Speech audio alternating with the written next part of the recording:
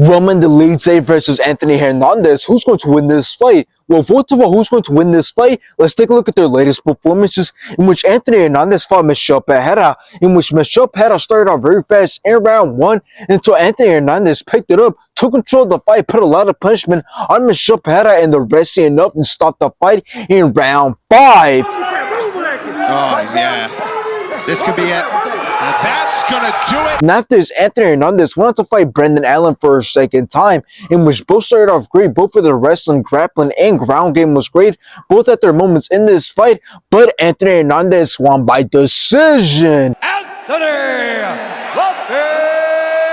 Now let's take a look at Roman Dolidze's latest performances, in which he fought Kevin Holland, in which Roman Dolidze started off great, but then the rest of the fight since Kevin Holland's rib broke at the end of round 1. And after this, Roman Dolidze went on to fight Marvin Vettori for a second time, in which both started off very fast until Marvin Vettori rocked Roman Dolidze in round 3. Larry Nixon in between rounds. There's a left. That's what's hard. Shot so far, and again. But it didn't matter because Roman Dolidze still outlanded Marvin Vettori, and Roman Dolidze won by decision.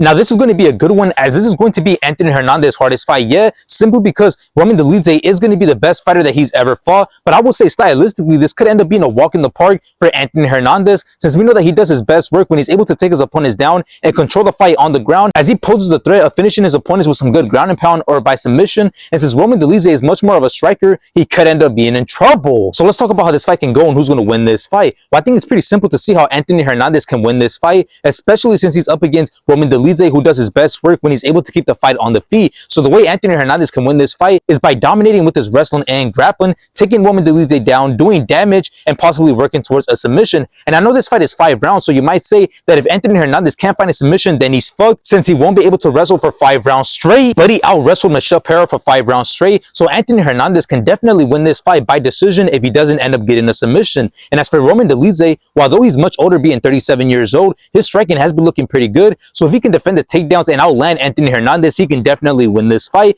But here's the thing, I don't think we're going to see that, as there's no way he ends up defending Anthony Hernandez takedowns. So we got Anthony Hernandez destroying and embarrassing Roman Dolidze.